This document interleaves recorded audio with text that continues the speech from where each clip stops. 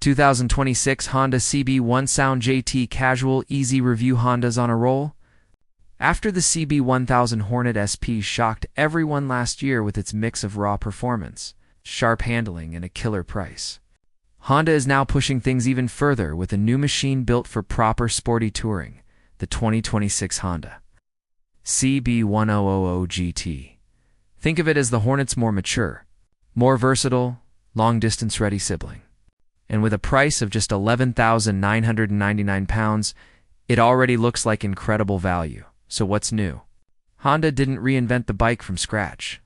The engine and mainframe are basically the same as the Hornet. But the GT gets a bunch of meaningful upgrades that completely change how it feels on the road. You now get Shower's EERA electronic suspension, a refined riding position, smarter electronics thanks to a 6-axis IMU, and a design that leans more towards sporty Tourer than Street Fighter. The big upgrade is definitely the suspension. The Showa EERA system constantly adjusts damping in real time, reacting in just 0.015 seconds. You don't feel it working, but you do feel how planted and smooth the bike becomes. Hard braking? It keeps the front end from diving. Hard acceleration? It stops the rear from squatting. Fast direction changes? The bike stays super calm. It basically makes you feel like a better rider without even trying.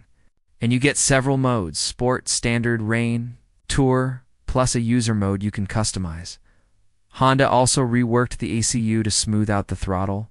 The Hornet SP could feel a bit sharp down low, but the GT is way more controlled and friendly at low speeds. It actually makes the bike feel more refined and easier to ride in traffic or tight corners. Peak power drops slightly to 148 bhp, but you'd never notice it on the road. When you open it up, the engine still screams with that inline for superbike energy, complete with addictive intake noise. In terms of looks, the CB1000GT definitely passes the "if it looks right, it'll ride right" test. It has sharp, angular bodywork, a sculpted fairing, and 3 clean color options. It somehow manages to look purposeful without being bulky. Honda also increased the fuel tank to 21 liters, which should give you well over 200 miles. Per fill on real-world riding, the chassis gets a few touring-focused tweaks too. The swing arm is slightly longer, trail is increased, and the GT has wider handlebars. All of that boosts stability at speed while still keeping that quick, flickable nature the Hornet was known for. The rear subframe is stronger as well, designed to hold a pillion and full panniers. Speaking of which, the GT comes with 65 liters of pannier space. Plus, internal bag's high-speed riding is mostly rock solid.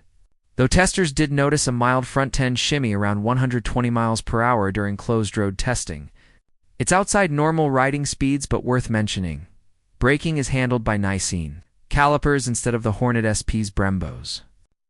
But performance is still spatted with good bite and full cornering abs. Support from the IMU.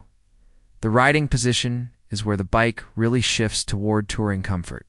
Foot pegs are moved slightly forward. The seat has thicker foam, raising seat height by 16 millimeters. Nice.